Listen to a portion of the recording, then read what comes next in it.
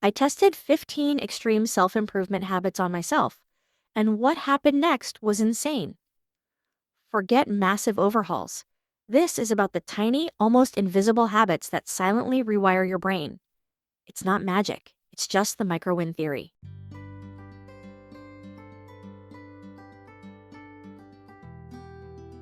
I spent years chasing those huge, life-altering breakthroughs, the 10x goals, the overnight successes. The kind of transformation that looks great on social media. But honestly, what finally changed my life wasn't some massive, complicated system. It was something far simpler, something borderline insane in its subtlety. It was the realization that you don't need a complete overhaul to win. You just need a tiny victory, a micro win, that proves to your brain right away that you are capable. And this is where we start the engine of transformation. It's all about the first 60 minutes of your day. It's about building a sequence of small, productive actions that stack up, quietly turning you into the person who doesn't bail on themselves. Let's begin with one of the most ridiculed yet powerful habits out there, making the bed. I used to think making the bed was for people who had their lives way too together, the kind of person who uses a planner with color-coded sticky notes. I just saw it as a pointless exercise in neatness. But then I actually tried it. I did it for a week, then a month, and now I make my bed every single day. And here's why it matters. By tackling this one small task first thing in the morning, you've already injected your day with productivity. You've said, I showed up. Within 5 minutes of waking up, you've completed something. You've given your brain a hit of dopamine for completing a task, no matter how insignificant it seems. This little act of organization is the first building block of self-efficacy. It's the initial proof that you are competent. This micro win is the foundation for macro discipline. Think about it. Once your bed is perfectly made, leaving a pile of clothes on the floor feels a little more criminal. Leaving dirty dishes in the sink suddenly feels off. It's not actually about being neat. It's about being in control of your space and, more importantly, your standards. That made bed is a silent anchor. You walk past it later in the day, after a tough meeting or a stressful task, and it whispers to you, you showed up for yourself today. You can handle the next thing. It's a small fix, but the mental return is a huge win. But we can't just make the bed and declare victory. We need to fuel the engine. The second micro win is often overlooked, but it has the power to switch your brain from buffering to optimized, almost instantly. Hydration, like a superpower. You know those days where you feel sluggish, you can't focus, or you're just inexplicably moody. Your internal narrative goes to burnout, lack of motivation, or life stress. But here's the truth. You might just be dehydrated. You're not heartbroken. You're overdue for a huge glass of water. When I started this habit, I didn't just start drinking water. I entered into a relationship with it. The moment I got out of bed, I chugged 20 ounces. I kept a bottle next to me like it was a security blanket for my nervous system. Think about it. Your brain is essentially a highly efficient machine that runs on electric signals, and it's mostly water. No water, no function. You're not tired. Your operating system is just buffering because it lacks the necessary fluid to operate at peak efficiency. Once I upped my hydration game, the change was immediate and almost unbelievable. The persistent mental fog? Gone. The mid-afternoon energy dips? Reduced significantly. It's such a simple, cheap fix that it almost feels like a scam. Now, I hydrate like it's my job. I treat water like a performance enhancer because that is exactly what it is for your focus, your energy, your skin, and your metabolism. You drink enough of it, and suddenly you're moving through the day like your brain just got a radical software update. These two things, the made bed and the immediate hydration, are the simplest parts of the micro-win theory. They require almost zero mental energy, yet they establish an immediate positive feedback loop. They shift you from passively reacting to your environment to actively controlling the first moments of your day. This isn't about running 5 miles or writing a novel. It's about building a habit chain where the completion of one small, easy task makes the next slightly harder task feel less daunting. This is how you start the engine. You prove to yourself, one successful morning at a time, that you are a person who follows through.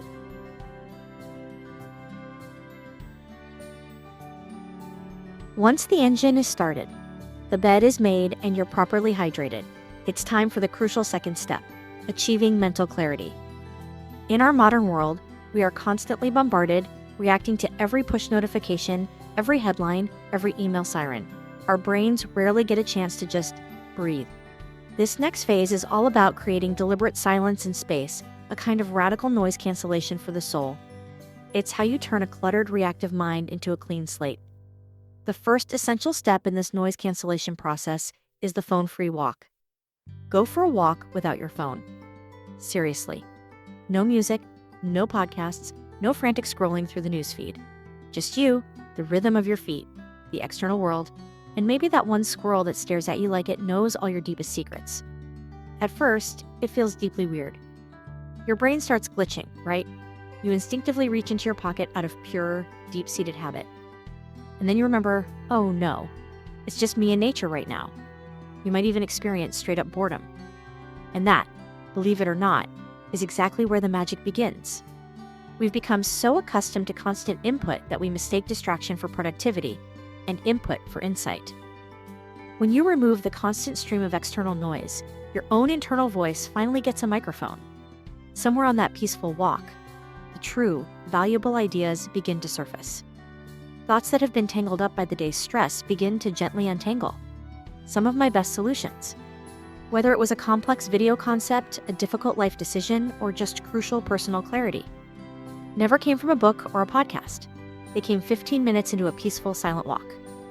The phone-free walk is less about exercise and more about giving your prefrontal cortex time to reorganize itself. It's an act of mental deceleration. You are allowing the subconscious processing that happens overnight to finally bubble up to the surface. So yeah, leave the AirPods at home. Walk with your own thoughts, and maybe give the squirrel a nod. He's clearly been doing this kind of deep work for a while. The second powerful habit for creating mental clarity is what I call the blank page. This is simply journaling. Some mornings, journaling feels like deep therapy. Other mornings, let's be honest, it looks like a wasted, incoherent mess of complaining. But regardless of the output quality, it works. Why? Because journaling isn't about writing something profound or clever. It's about writing something true. It is the daily practice of dumping your mental junk drawer onto paper. You take all the confusing, stressed out, spiraling thoughts that are looping uncontrollably in your head, and you sift messy stuff until you find the one solid, valuable thought worth keeping. I can't tell you how many times I've started a journaling session feeling completely confused or stressed, and by the end of one page, things felt dramatically lighter. It's like you just argued with yourself, using logic and reason, and finally won the debate.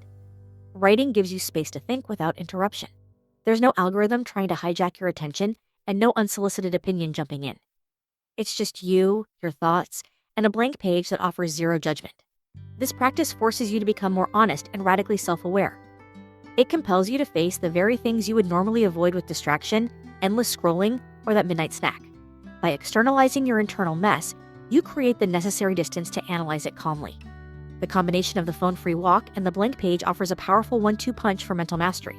The walk clears the static, and the journaling structures the insights. It moves you from a state of constant reaction to a place of thoughtful, deliberate intention. You've canceled the external noise, and you've organized the internal noise. The mind is now clean, focused, and ready for the next, more challenging steps of transformation.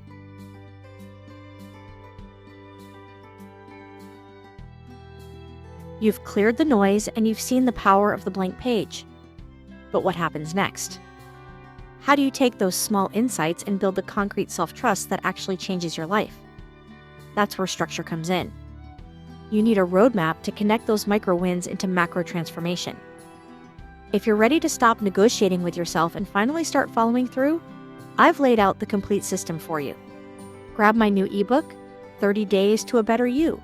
It breaks down the exact daily habits and accountability steps you need to prove to yourself within 1 month that you are the hero of your own story. Stop wishing for change and start building it today. Find the link in the description below, and let's start that inner contract.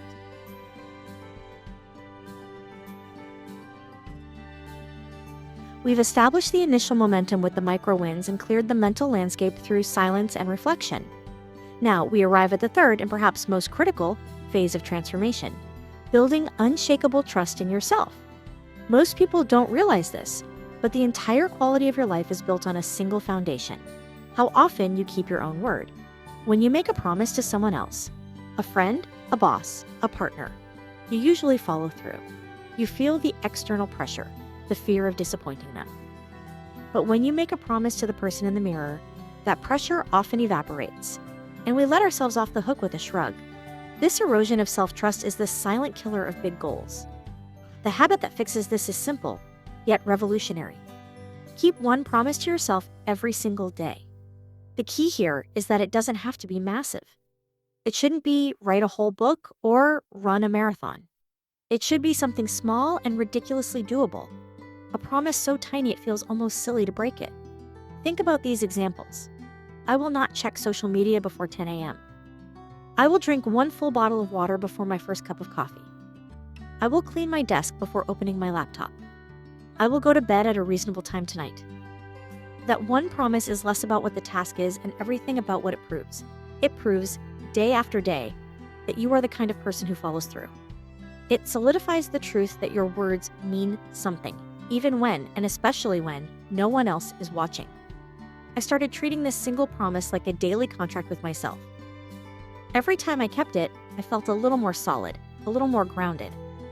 I started to trust the person staring back at me in the mirror. See, if you keep breaking promises to yourself.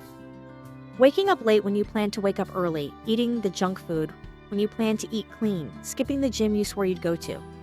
Your brain stops believing you. You start second-guessing your goals, you become a master procrastinator, and you say things like, maybe Monday, and suddenly it's December. But when you follow through, even on the tiniest things, you build what I call inner gravity. That is the unshakable magnetic pull toward your best self. This leads directly to the next critical habit for self-trust. Start saying no. I used to be a full-time people pleaser with part-time boundaries. I was the person who would instinctively say yes to everything, and then scream silently in the shower about being utterly overwhelmed. Need help moving your oversized couch on a Tuesday at 9 p.m.? Sure, absolutely. Want to grab lunch, even though I have 43 urgent things to do and my social battery is running on fumes? No problem. I said yes out of guilt, fear, and that toxic, deep-seated need to be liked by everyone. But here is the silent, damaging consequence of saying yes to everything. It drains your most valuable resources: time, energy, and mental clarity. And it slowly teaches you that everyone else's priorities matter more than your own. You become a supporting character in other people's lives. So, I had to learn to say no. I started saying no, not to be rude or cold, but because I finally realized a powerful truth. My peace is expensive, and not everyone gets a discount. My time, my focus, my life's vision. These are non-negotiable assets. The moment I started protecting them with a firm, polite, no, I can't do that right now, my energy level soared. The people who got offended or didn't respect my boundaries, those are the very people who never deserved my limited time anyway. And the people who respected my no, those are the ones who actually deserve my yes. Keeping one promise and learning to say no are two sides of the same coin. They represent the inner contract. They are the mechanism by which you transition from someone who is passive and reactive to someone who is deliberate and self-governing.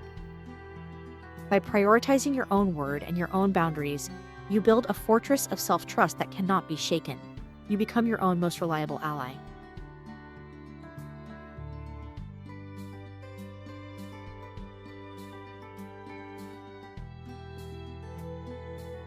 We've locked in self-trust, but a brilliant mind and a disciplined will are only as effective as the physical machine that houses them. This fourth phase is about practical, non-negotiable self-respect, fueling the machine. It's about optimizing your environment and your physical body so that discipline becomes easier and clarity becomes automatic. Let's start with one of the most visible forms of self-respect: clean space, clean mind. Look, your environment isn't just where you live, it's what you become. For the longest time, my personal space looked like a tornado got bored halfway through and decided to just vibe instead of finishing the job. Clothes draped over the chair like a melted sculpture, random receipts from 6 months ago still sitting there, quietly judging me. And I genuinely wondered why my thoughts felt so cluttered. Here's the truth I had to learn the hard way. Messy room equals messy brain. You can try to meditate, sip green juice, and repeat positive affirmations all you want. But if you're doing it in a space that looks like a minor crime scene, good luck finding genuine peace or focus. That external clutter is a constant subtle drain on your cognitive resources. Your brain is expending energy just navigating the mess or avoiding the guilt of it. So I started cleaning not as a chore, but as an act of saving my sanity. Cleaning your space is fundamentally cleaning your mind. and once I decluttered the physical area, putting things where they belonged, tidying surfaces, throwing away the ancient receipts, my mind immediately followed suit. I could think more clearly, work more deeply, and most importantly, rest without that background guilt whispering, "You should be cleaning right now." My productivity didn't just improve, it shot through the roof. Your space reflects your standards. When I raised the standard of my immediate environment, every other part of my life, from my work quality to my mood, started to rise right along with it. Next, we moved to the internal fuel. Eat whole foods. I didn't clean up my diet to impress anyone on the internet or fit some arbitrary standard. I did it because I was tired of living in a body that felt exhausted, sluggish, and just plain gross. Every time I chose whole, real food over highly processed junk, I wasn't just eating clean. I was scoring a small but vital win for my future self. No one truly tells you how inextricably tied your mental state is to your meals. When I ate like garbage, I felt like garbage. Tired, foggy, negotiating with myself for an afternoon nap. But once I started fueling with real, colorful, nutrient-dense stuff, everything changed. I stopped looking at meals as a reward or a punishment and started seeing them as strategy. Clean eating didn't just sharpen my body, it 100% sharpened my mind. I started making better decisions generally. My cravings became less intense. I finally stopped negotiating with myself in the pantry at midnight. Real food is performance fuel. When you give your body the raw, quality materials it needs, the cognitive benefits are immediate. You reduce inflammation, stabilize your energy, and provide the complex resources your brain needs to maintain that hard-won focus and mental clarity. It is the literal foundation for sustained discipline. The final element in fueling the machine is the kind of physical stress that creates mental toughness. Lift heavy weights. Look, I am by no means a gym bro. I don't own pre-workout, and I've never shouted "let's go" mid-rep.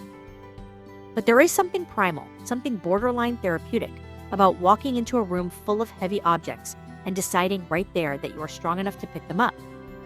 It's just you versus gravity, and somehow that battle teaches you more about life than most books ever will. At first, I lifted like I was trying to impress the ghosts of my high school insecurities. But after a few weeks, it completely stopped being about aesthetics or looks. It became a pure exercise in focus and power. Lifting heavy weights forces discipline. It teaches you how to show up when you absolutely don't feel like it, how to push through that momentary discomfort when it hurts. It's one of the best, most direct ways to build physical strength and mental strength at the exact same time. The discipline you build in the weight room. The ability to show up on the scheduled day, complete the scheduled reps, and push beyond your perceived limit. Cascades into every other area of your life. It is the ultimate act of physical self-respect, ensuring the machine is resilient, strong, and ready for the demands of the highly disciplined life you are now building.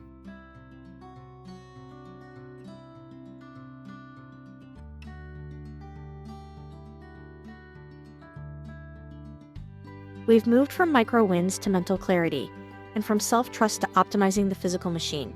We've done all the groundwork. Now is where the transformation crystallizes, where discipline turns into destiny. It's about the ultimate shift in perspective, realizing that you are the sole architect of your life, the unsaved hero. This entire journey culminates in a single gut-punching realization that you need to remind yourself of daily. No one is coming to save you. Man, this one hit me like a truck the first time I truly felt it in my bones. No perfect mentor, no rich friend with insider secrets, no sudden lottery win, and no one in a million opportunity is going to swoop in and fix your situation. It's just you. You are the hero of your story, and you are also the rescue team. Both. The moment you internalize that truth, the moment you stop outsourcing your potential breakthrough to someone else's help, that's the moment your real, sustainable transformation begins. It eliminates the passive, victim mindset of once I get noticed, or when someone believes in me, or if I get a lucky break.